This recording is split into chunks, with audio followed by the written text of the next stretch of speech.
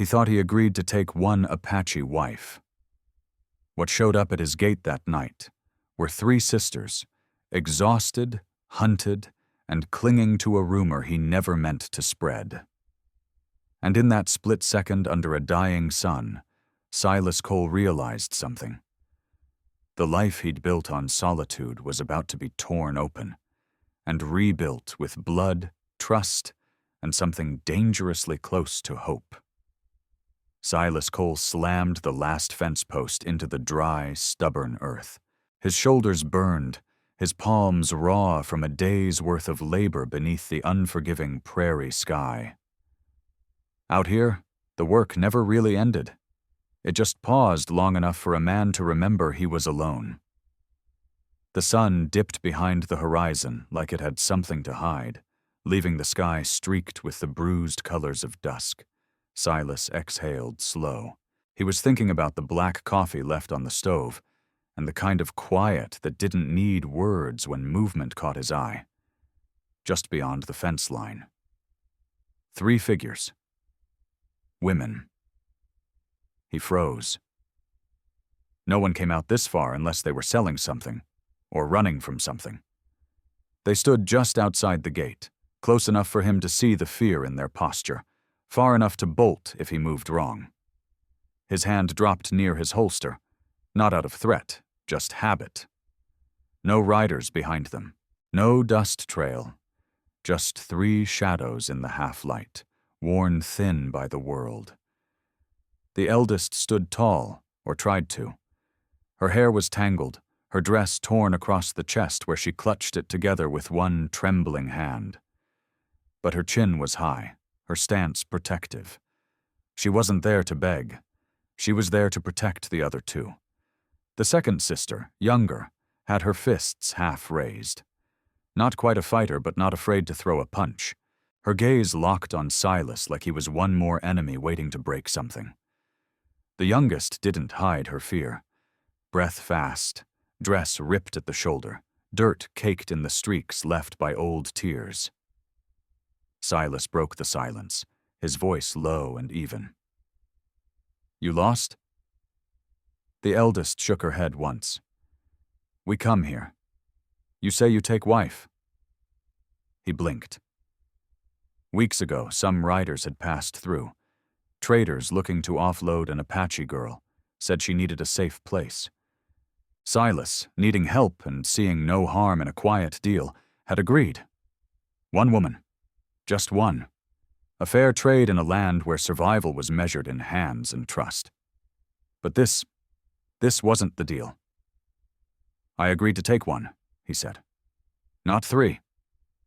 The youngest flinched like she'd been struck. The second girl's jaw tensed so tight it looked painful. But the eldest, she didn't flinch. She just stared at him, eyes hollow with the kind of hope that already knew better. "We stay together," she said. "We not leave each other." He looked at them then. Really looked.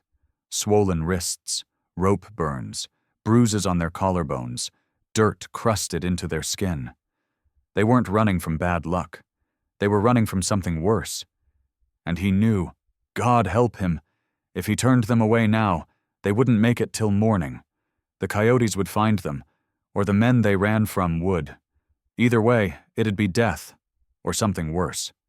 Silas had come here to bury the man he used to be. A soldier, a man who'd watched too many innocents fall and did too little too late.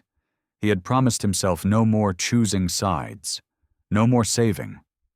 But this wasn't about heroism. This was about not being a coward. His voice cracked through the quiet. "You hungry?" The youngest girl nodded before she could stop herself. He opened the gate. "Barn first. Water pumps inside. I'll bring blankets." The eldest swallowed hard. "Thank you," she whispered, like it cost her something to say it. They moved like ghosts, Tala leading, Kimi at her shoulder, Elu in the middle, barely upright. Inside the barn, lantern light cast long shadows. Horses stirred in their stalls. Silas laid out the blankets. My name's Silas Cole, the eldest replied, chin still high. Tala, she motioned. Kimi, Elu. You're safe for the night, he said. Tomorrow we figure the rest. He paused at the barn door, looking back.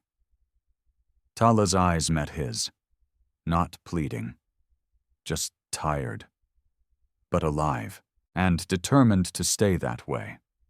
Back in his cabin, Silas sat in silence, the coffee untouched and cold. The fire cracked soft. He stared at the wall, listening to the wind. 3 strangers slept in his barn. He hadn't asked for this, but the frontier didn't care much for what a man asked for, only what kind of man he chose to be when the wind changed. And tonight, he'd made his choice. Call to action. If this story stirred something in you, don't just scroll past. Hit that subscribe button and stay for the next chapter. This land's just getting started. And so is the fight for it. Morning clawed its way across the prairie, slow and unkind. Frost still clung to the edges of the window pane in fine silver veins, and the stove gave off a low heat that barely chased the chill from the air. Inside the cabin, the smell of burnt oats lingered. Not enough to offend, just enough to remind everyone it was survival, not comfort, being served. Silas Cole moved with quiet purpose, setting down mismatched tin bowls while the sisters sat clustered around the table. Tala was watchful, her shoulders still squared like a woman ready to defend more than eat. Kimi's jaw held tension like a blade. Not sharp, but ready. And Elu, small and ghost-pale, blinked too often, like she wasn't sure this wasn't a dream that would turn on her. He ladled warm oats and laid out a hunk of hard bread. No one reached for it right away. Eat, Silas said simply, not unkind. It was Tala who moved first, waiting for his nod before she touched the spoon. Kimi followed, then Elu. The smallest girl's hands shook so much the spoon clinked against the bowl. She took one bite and froze, then another. And then the tears came, silent, shuddering. Silas turned away, pretended not to see. Dignity, he figured, was a thing even the wounded deserved. After a moment, he spoke. I need to know what you're running from. Tala set her spoon down. We weren't supposed to be here, she said, voice soft but clipped with restraint. Man said he would trade me. Said I was worth coin if I went to White Husband. Silas said nothing. She went on. My sisters, he said they were useless. Too young. Too much mouth. A flicker of humor might have crossed her face if the story weren't so raw. We left before he sold me, Kimi added, her voice darker. He tried to take Elu back. That made Silas shift. He looked closer at the girl. In the daylight, the bruises stood out sharp and purple on her arms, like rope had tried to claim her. His jaw tensed. Did he follow? Tala hesitated. We don't know. He has men. He always has men. Silas leaned on the counter, his fingers tapping slow. Someone twisted my name into that deal. I agreed to take in a woman, one woman, who needed safety and work.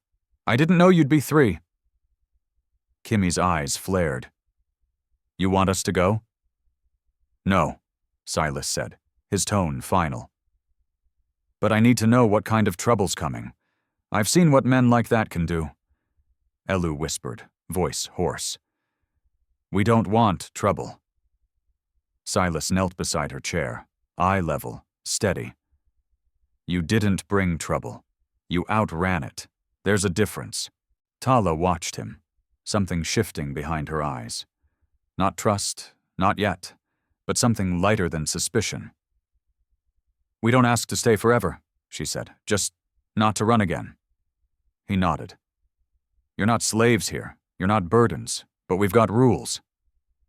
All 3 listened. We work, we watch, and if trouble comes, we don't flinch. Tala nodded first. "We know work. I can see that," he said, remembering how they'd carried themselves the night before. Formation tight like soldiers, even if they were falling apart inside. Kimi's voice broke the silence. "Then what happens now?" Silas stood, cracked the door, and scanned the horizon. Still clear. "Now we build something that can hold." The prairie wind rose slow and mean as they stepped out into the brittle light. Silas led them toward the corral, boots crunching dry earth. He handed Kimi and Tala a pair of thick gloves, worn but serviceable. Elu followed close, still unsure whether she was safe or just catching her breath before the next sprint. The back fence needed mending. Storms had pulled wire loose, posts leaned with age. Nothing poetic, just the bones of hard work waiting to be fixed. "You ever run fence?" he asked. Tala shook her head. "But we've patched roofs, built smoke pits, dug irrigation." "Good," he said. "This ain't any different, just bigger." He showed them how to loop the wire, how to set tension, how to check for rot at the base of each post. They picked it up fast. Kimi cursed once in Apache when a nail bit her thumb, but didn't complain. Tala worked quiet, eyes scanning the horizon every few minutes. Elu fetched tools, still too shaky to lift much, but determined not to be idle. Silas didn't speak unless he had to, but he watched. The way they moved together, fluid, alert, always in orbit around each other like stars pulled by gravity. Survival wasn't just instinct, it was practice. They weren't helpless, they were hardened. The kind of people you wanted on your land when the world started closing in. By midday, they'd replaced 3 posts and retightened a good stretch of wire. Silas took off his gloves, looked at them one by one. "You earned lunch," he said. Elu gave a tired smile. Small, real. As they walked back to the cabin, the wind kicked up dust across the plains, and Silas found himself looking over his shoulder more than once. Something in the air had shifted. Not danger. Not yet. But eyes. Somewhere out there, eyes were watching. The prairie stretched still and sun-stung by mid-morning.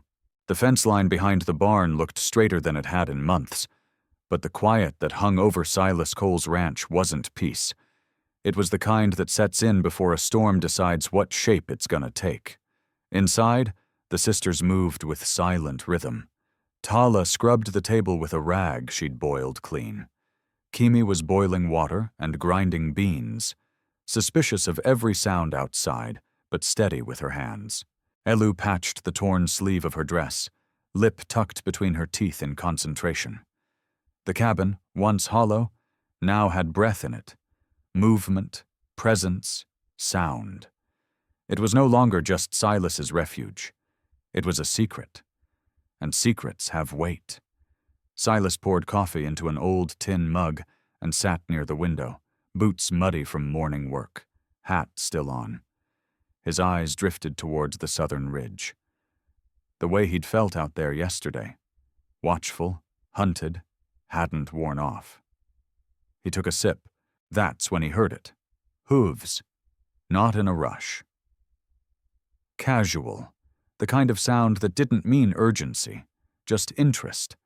And interest in these parts could be more dangerous than bullets. He stepped onto the porch, one hand brushing the rifle, leaning by the door. A rider came into view from the north trail, young, lean, and carrying trouble in the way he slouched in the saddle. Amos Finch, neighbor of sorts. Big talker, sharp eyes, and always listening where he shouldn't. "Mornin', Cole." Amos tipped his hat, the horse pulling to a slow stop near the gate. "Thought I saw extra smoke yesterday. Visitors?"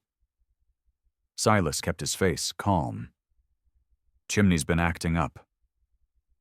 Amos gave a grin, but his eyes flicked toward the barn, toward the water barrel.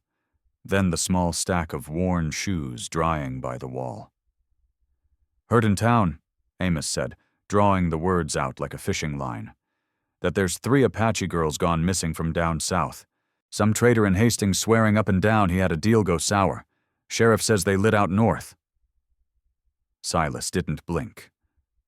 "I hear a lot of things," he said. "Doesn't mean they matter here." Amos shrugged, but there was a sharpened edge in it. "Just strange, you know? A man living alone all this time, then smoke, movement, whispers. Folks get curious." Silas let the pause stretch. Then his voice cut clean through the air. "I don't care much for gossip. You done riding circles, Amos? Or you looking to help mend a fence?" Amos's grin faltered for just a breath. "Nah, I'll keep moving. Just neighborly talk." He pulled his reins and turned, spitting dust behind him as he rode off. Slow enough to show he wasn't afraid. Fast enough to make it clear he'd be talking to someone else before sundown. Silas stood still until the dust trail vanished. Then he turned and stepped back inside. The cabin was quiet. Too quiet. Tala stood by the door, eyes locked on him. Kimi was near the window, hand tight around a knife she hadn't pulled. Elu sat small by the hearth, her needle paused mid-stitch. He saw nothing, Silas said, but he smelled something. Kimi let out a tight breath. "He'll talk." "He already is." Tala's voice didn't shake. "You lied." "I did," Silas said. "First of many, probably." There was no apology in it, just the truth, laid out like firewood. He wasn't proud of it. But out here, sometimes a lie was the only thing that kept a bullet from finding your door. Tala's gaze didn't waver. "That lie makes us all targets now." Silas stepped closer. "No, that lie buys us time. Time to prepare." Elu's voice, quiet and hoarse, broke through. "Why help us? Still?" Silas looked at her, then the other two. "Because I've seen what happens when no one steps in. And I've carried that weight before. I don't aim to do it again." They stood in silence a while, 4 people sharing the heat of one truth, the weight of one shared secret. Tala finally spoke. "We stay. We work. We face it if it comes." Kimi nodded. "No more running. Not unless we must." Silas looked at them all. "Then we build this place like it's meant to hold." Outside, the wind picked up. The fence was tighter, the lines drawn. But now the land knew there was something hidden here. Something worth looking for. And once the frontier gets curious, it never forgets. The sun hung low in the sky, bright but mean, casting long shadows across the field where the fence line met the open land. Silas Cole worked with quiet intensity, hammering wire taut while sweat gathered under his collar. Just behind him, Tala held a new post steady, her shoulders trembling but locked firm. Kimi crouched by the gear sack, checking nails and tools with precise, clipped movements. Elu knelt in the dirt, handing Silas a coil of wire, like it weighed more than it did. The silence between them wasn't discomfort. It was focus. They'd settled into a rhythm born not of comfort, but necessity. Every hour of work bought them something. Structure, purpose, a chance to believe they weren't just passing through. But peace is never earned easy on the frontier. They heard the horse before they saw him. Slow hooves on loose dirt. Not a neighbor, not someone passing through with good intentions. Silas straightened without turning. His hand dropped naturally to the hammer at his side. Not a weapon, but something solid. "Stay behind me," he said, voice flat. Tala froze, then motioned sharply for Elu to get low. Kimi slid closer to the fence, knife already tucked into her palm. The rider crested the hill at a casual trot, the kind that didn't care if you saw him coming. A black coat hung loose from his shoulders. Wide-brimmed hat, rifle slung across the saddle. The man's face was sun-leathered and tight, his eyes sharp and searching. Not a stranger to violence, not a man lost. This was a scout. This was trouble. This was Dutch, the kind of man who didn't ask questions unless he already knew the answers. He pulled his horse to a stop a dozen yards out, letting silence do the talking first. "Afternoon," he called, voice low and coated with fake politeness. Silas didn't move, didn't blink.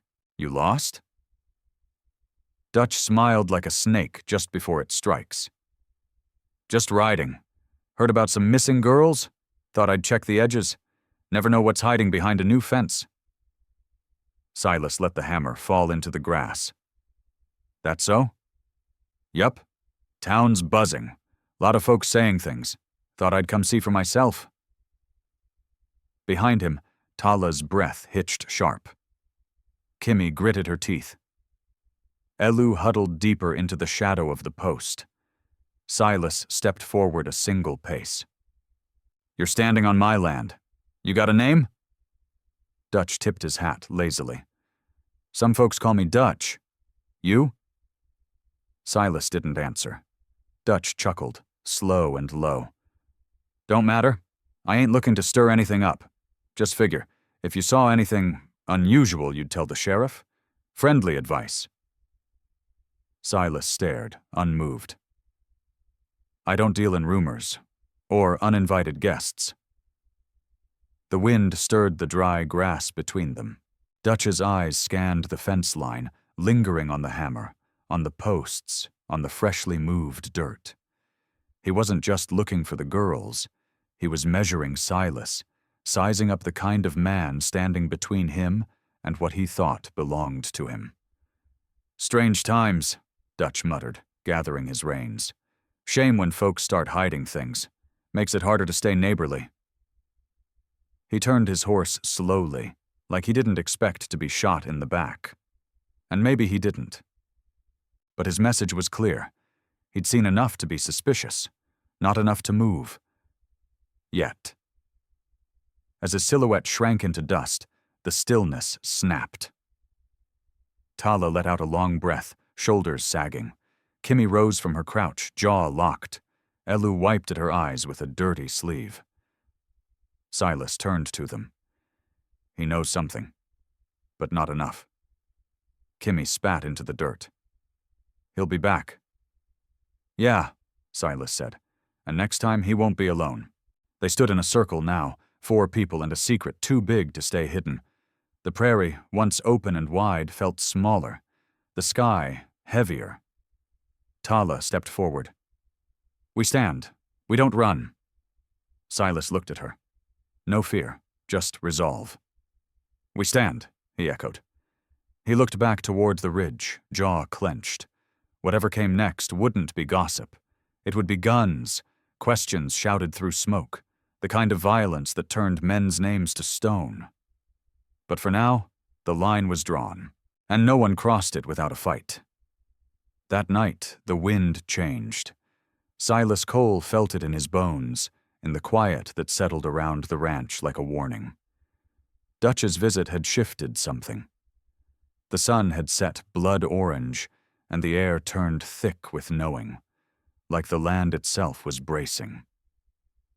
He walked the perimeter after supper, rifle slung over one shoulder, eyes scanning the fence line for signs of riders, shadows, or tracks that didn't belong.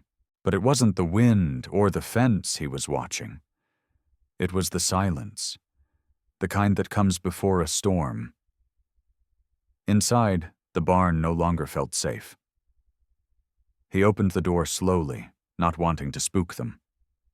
All 3 sisters looked up at once, Elu curled under a blanket of hay, Kimi sitting with her back to the wall, knife half hidden in her lap, and Tala standing watch, arms crossed.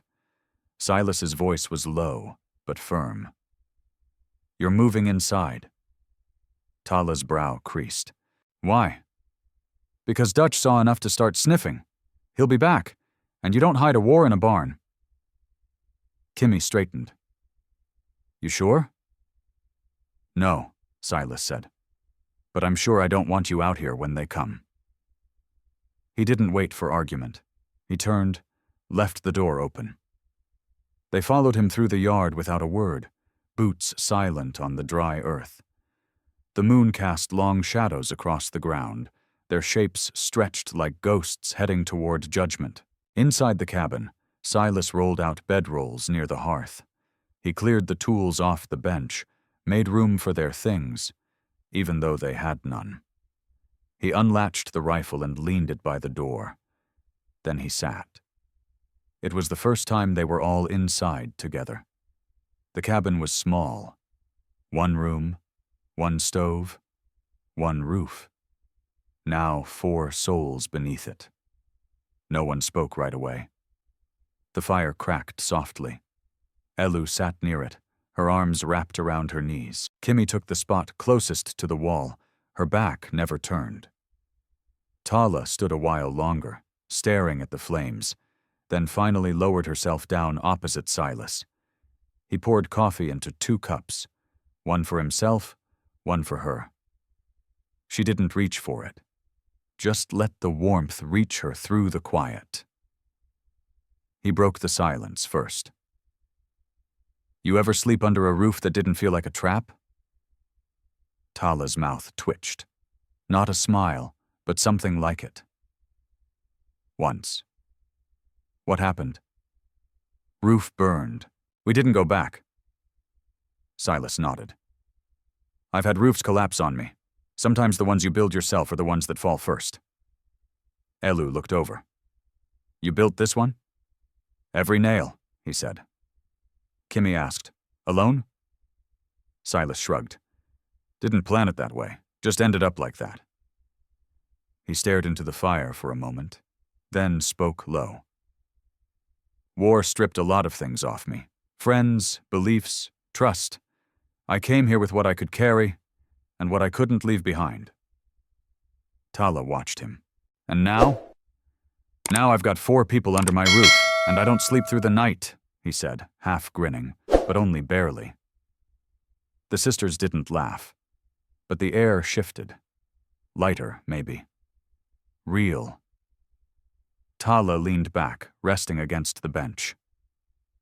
My father used to say, you don't pick your fire, just learn to carry the burn.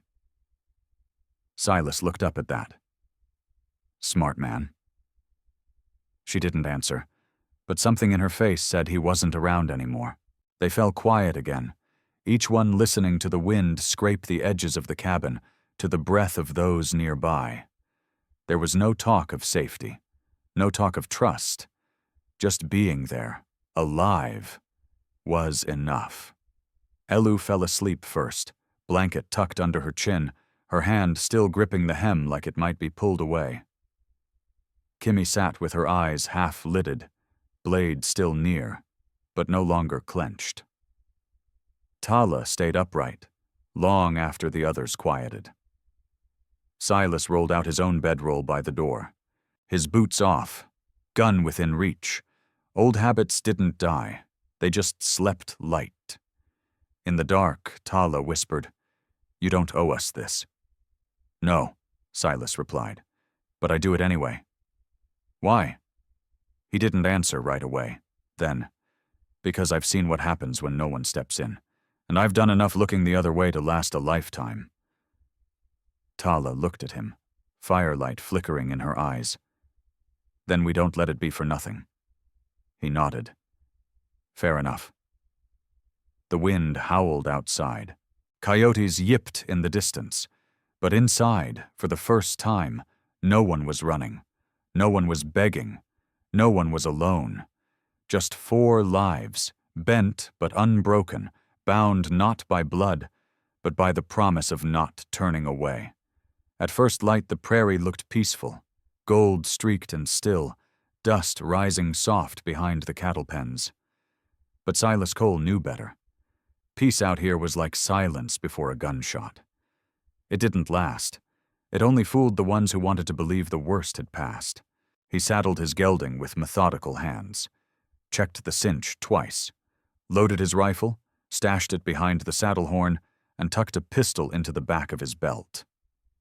He didn't plan on using them, but planning didn't mean much when trouble was already sniffing the wind. Inside the cabin, the air was tight. Tala watched him pull on his coat, her arms crossed, expression unreadable. Kimi stood near the stove, chewing the edge of a thumbnail, agitated, trying not to show it. Elu sat on the floor, legs pulled tight, face pale with unease. "You sure about this?" Tala asked. "I'm sure I need supplies," Silas replied. "Flour's down to nothing. Salt's thin. We're not going to make it through another week without going into Dry Creek." "You're walking into their teeth," Kimi said, voice sharp. "Dutch will be there." "Most likely," he admitted. "That's why I'm going alone." "No," Tala cut in, stepping closer. "That's why it's worse. You go alone. You got no eyes behind your back. I'll have mine open wide enough for two."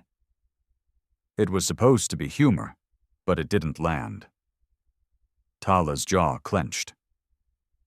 "You trust the sheriff?" Silas let out a short breath. "Sheriff Tate's got a good spine, but not much reach. He'll keep town lawful, if the trouble knocks first and asks polite." Kimi looked ready to spit. "Dutch don't knock," Silas nodded. "That's why I ride quiet, in and out. No drink, no linger." He looked at Elu, crouched small by the fire. Her eyes met his. "What if they follow you back? Then they'll find out fast I ain't unarmed." He turned toward the door, pausing only when Tala stepped into his path. "You come back by sundown," she said. "No later." "I always intended to." He mounted up, boots snapping into the stirrups, and rode out without another word, because if he did, he might have turned around. And that wasn't an option. Back at the cabin, silence swallowed the space he left behind. The sisters didn't sit. They didn't rest.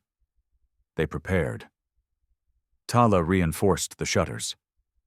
Kimi stacked firewood near the hearth and double-checked the latch on the root cellar. Elu stayed near the table, oiling the rust off the old revolver Silas had left behind. She didn't know how to shoot it, not yet, but she held it like she meant to learn. By midday, the house was as tight as it could be. Still, the wind pressed through every crack like it carried voices. Every distant hoofbeat on the ridge sounded like it might not belong to Silas. Every bird startled from a tree brought Kimi's hand to her belt. Time stretched. Tala stood by the door with her arms crossed, eyes locked on the distant horizon. "This isn't hiding," she said, more to herself than anyone else. "This is choosing where to stand." Kimi joined her, knife on her hip. "I'd rather stand than run again." Elu didn't answer, but she moved to the window and didn't leave it, watching the empty trail as if willing it to fill with one man and a horse. Meanwhile, Silas rode into Dry Creek like a man who didn't want to be noticed, but knew he already was. The general store was half full. Conversation thinned when he walked in. Dutch's name didn't come up, but his shadow hung over the room like heat before lightning. Silas kept his words short. Flour, salt, a little coffee. No eye contact, no extra talk. He paid in coin, not trade. Outside, he crossed paths with Sheriff Tate, hat low, eyes wary. "Busy day," the sheriff said, chewing a toothpick. "Riding through," Silas answered. "Word says Dutch is sniffing after something that might be yours." Silas met his gaze. "Then Dutch is lying." Tate's eyes narrowed. "I don't doubt it, but lies gather men faster than truth out here." Silas nodded once, then mounted up and turned for home. He didn't look back. When the cabin came into view that evening, the sun already sinking, Tala was the first to spot him. Her shoulders dropped slightly, just enough to show she hadn't been breathing fully since morning. Kimi let the curtain fall. Elu smiled faintly and reached for the coffee pot. Silas dismounted. Slower now, the weight of what he'd seen pressing heavier than the supplies he carried. He stepped inside, set the sacks down, and looked at all three women. "They're stirring up," he said. "Dutch isn't hiding it anymore. He's calling you his property. Says you were stolen." Tala's face hardened. Kimi didn't flinch. Elu's hands clenched tight. "What now?" Tala asked. Silas looked around the cabin, at the walls, the rifle by the door, the three faces watching him not with fear, but with readiness. "Now we stop pretending they won't come," he said. "Now we get ready." The next morning broke quiet, but not calm. There was a pressure in the air, thick and metallic, like the breath before thunder. Silas Cole stood at the porch railing, one boot on the step, cup of black coffee cooling in his grip. He hadn't slept much. None of them had. Inside the cabin, Tala packed dried beans into jars with measured hands. Kimi ran her whetstone slow across a blade that already gleamed. Elu stitched quietly in the corner, the rhythm of her needle steady, though her eyes kept flicking toward the window. They were waiting. And they all knew it. Silas stepped inside and set the coffee down. "He's in town." Kimi's sharpening stopped. "Elu, you okay?" he asked. She nodded once, though her voice was thin. "We knew this day." Tala looked up. "What's he doing?" "Talking like you're something that went missing. Said you ran. Said you're his by contract. Some folks are listening. Most ain't saying." Kimi scoffed, low and bitter. "That's how it starts." Silas nodded. "The sheriff's not backing him, but law only stretches so far out here." Tala asked the question they were all thinking. "How long before he stops talking and starts writing?" Silas didn't blink. "Soon." That word hit harder than anything else that morning. They spent the day preparing. Kimi reinforced the windows with old planks pulled from the shed. Tala stacked water in the root cellar, filled buckets, tested the pump twice. Elu gathered blankets and made sure the lanterns were trimmed. She still wasn't strong, but she didn't ask to sit. Not once. Silas kept to the outer yard, checking fence lines, laying down brush where hoofprints might give warning. Every few minutes, his hand would rest on the butt of his rifle without realizing it. The land was theirs now, not by deed, not by law, but by stand. Near sundown, dust kicked up along the south trail. 2 riders. Tala saw them first, her voice low and calm. "They're coming." Silas stepped out, rifle in hand. The others stayed behind the door, watching through the slats like ghosts holding breath. The riders reined in at the gate. One of them was Dutch. The other, taller, broader, with a look that said he was used to getting paid for trouble. Dutch wore that same half-smile, all charm spoiled by what was behind it. "Well now," he called. "You're a hard man to reach, Mr. Cole." Silas didn't return the greeting. "You're trespassing." "Just making conversation," Dutch said, shifting in the saddle. "Heard you might be harboring some folks that don't belong here." "They belong exactly where they're standing." Dutch leaned on his horn. "See, that ain't what I heard. I got papers, I got witnesses, I got buyers waiting, and you're making it messy." Silas's voice was flat steel. "People aren't property, not here." Dutch chuckled. "That's a real noble stance, seeing as they ain't yours." Silas didn't budge. "They ain't yours either." The bigger rider muttered something to Dutch, but the wind carried it off. Dutch lifted one hand in mock surrender. "Fine," he said. Consider this your courtesy call, but next time we won't be friendly. You got till end of the week." Silas didn't answer. He didn't need to. Dutch spat into the dirt and turned his horse. As they rode off, Kimi stepped out from the cabin. She was already tying her hair back, jaw tight. "They'll bring more," Tala joined her. "They already have more." Silas looked at them both, then to Elu, who had appeared quietly at the porch with her arms crossed and eyes fierce. "No more hiding," Silas said. "We've got 4 walls, 4 souls, and 1 chance to make this line mean something." He walked to the gate, closed it, and slid the heavy bar into place. The sound echoed across the land. That night, the fire burned low but steady. The 4 of them sat near it, close, quiet, unafraid. Not because the danger had passed, but because they had finally chosen their ground. Tala spoke into the silence. "When they come, they'll come heavy."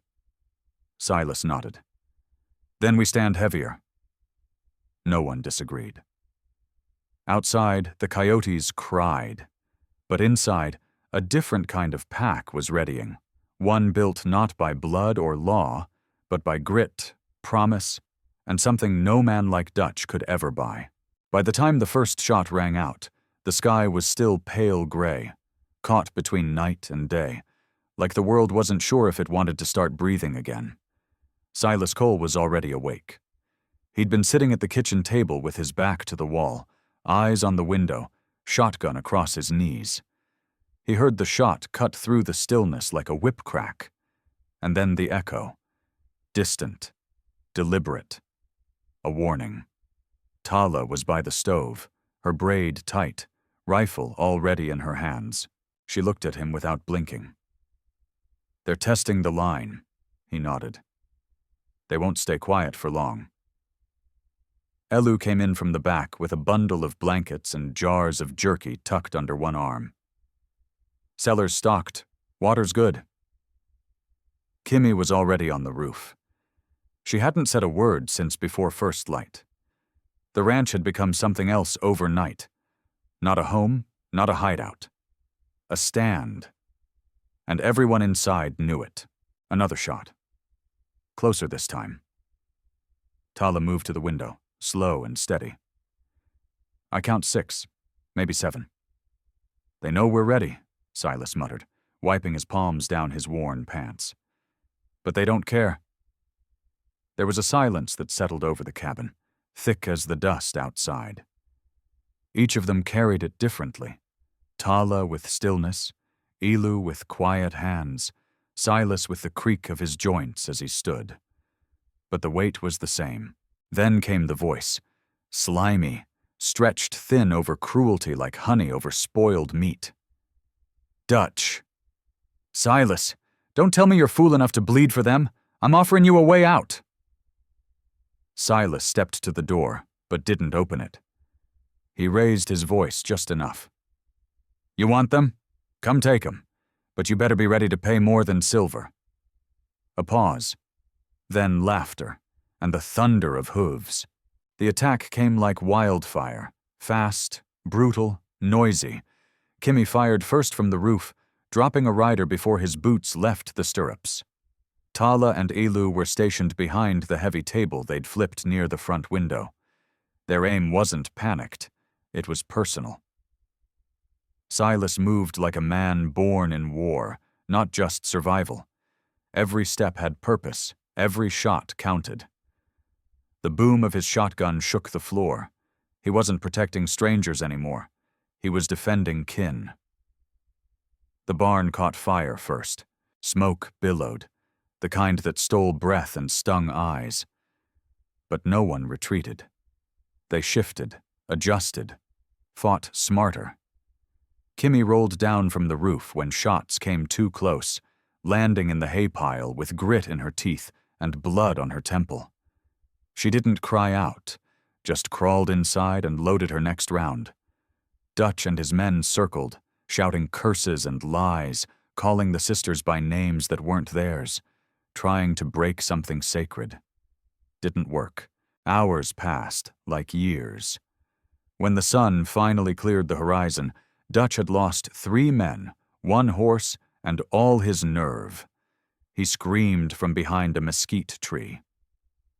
"You think you won? You think this is over?" Silas stepped out the front door, rifle slung over one shoulder, boots blackened with soot. "No," he called back, voice hoarse, "but you're done." Another shot cracked, one last cry from the bush, missed wide. Dutch rode off limping, face pale, one arm pressed to his ribs, the rest scattered. The air fell still again. This time no one moved. Inside, the cabin was filled with smoke and broken glass. Elu had a gash across her leg. Tala's knuckles were split. Kimi lay flat on the floor, catching her breath, cheek bruised and lip torn. Silas lowered himself to the ground, back pressed against the door. He exhaled long and slow. They'd held. Not just the house. The line. Tala broke the silence, voice barely above a whisper. "They'll be back." Silas nodded. "Let 'em." And this time, when he said it, he didn't sound like a man hoping to survive. He sounded like one ready to finish it. The storm didn't come with thunder. It came with silence, the kind that hung thick in the rafters after a siege, the kind that made even a steady man like Silas Cole walk softer through his own home. The cabin still smelled of ash and gunpowder. Blood had dried where it fell, on the floorboards, on the broken window ledge, on Tala's sleeve. No one spoke of it. There wasn't a word in English or Apache that made it any easier. Elu moved with a limp, her leg wrapped in torn cotton and pine salve. Kimi had a bandage across her brow and had taken to sleeping with one eye open, back to the wall. Tala barely sat still. Her hands worked constantly, fixing the door hinge, rewrapping the guns, carving small grooves into the edge of the table with her knife. Marks of days, or names. Silas didn't ask. He kept to chores, rebuilding the barn roof one slat at a time, rubbing down the horses, watching the trail with a loaded Winchester slung across his chest. But inside, something gnawed at him. That night, when the wind rattled the shutters and the fire burned low, he found her by the doorway, Tala staring out into the dark. "They'll come again," she said, not turning. "Not Dutch, but the others." He nodded. "Maybe. They don't quit, men like that." Silas stepped beside her, voice low. "No, but I've seen him bleed." She studied him, her gaze sharp, searching. "You could leave," she said. "Pack up. Be gone by dawn. They'd follow us, not you." It was quiet between them for a long breath. Then he said, "I left once. It didn't make me free." She looked away. "Then what does?" He answered without hesitation. "Staying put." By week's end, the ranch was half whole again. Kimi patched the fence line. Elu stitched fresh curtains from an old feed sack. The days had a rhythm, hard and honest, stitched together with dust and sweat. But it didn't feel like safety. It felt like waiting. Until one morning, when the dog barked and hooves hit the road. 3 riders. One bore a badge. Tala was already behind the wagon, rifle braced. Kimi dropped into the tall grass with a blade in her boot. Elu watched from the porch, shoulders tense. Silas stepped out first. The sheriff, new face, long mustache, silver star crooked on his chest, lifted his hand. "Name's Harris. Heard there was trouble here. Some fellas didn't come back from a ride out west of Mesita. Thought I'd ask a few questions." Silas didn't blink. "You askin' or accusin'?" The sheriff smiled, but it didn't reach his eyes. "Guess that depends on what I hear." Before Silas could speak, Elu stepped forward, We shot in self-defense. The sheriff's head tilted. They came for us, she said. Like property, like meat. We stopped them. Tala joined her. We got names. Dutch Marin, Saul Petty. They trade women, Sheriff. You know that name? Sheriff Harris didn't answer right away. But something in his face shifted. A flicker of truth too ugly to say aloud. I ain't here for them, he muttered. I'm here 'cause there's noise. Folks in town talking. Papers say you're murderers, savages. Tala's face hardened. And what do you say? He paused, looked at Silas, then back at her. I say, I didn't see anything. He turned his horse. You folks keep quiet. Keep to yourselves. Maybe this place don't make the wrong kind of news again. And just like that, they were alone again. That night, rain came. Not heavy, not long, but enough to patter on the roof and wash the blood from the dirt. Silas stood under the eaves, letting it hit his hat, soak through the shoulders of his shirt. Behind him, the fire crackled soft. The sisters sat close, shells in their laps, weaving them into new beads, into color. Kimi laughed once, just once, but it filled the room.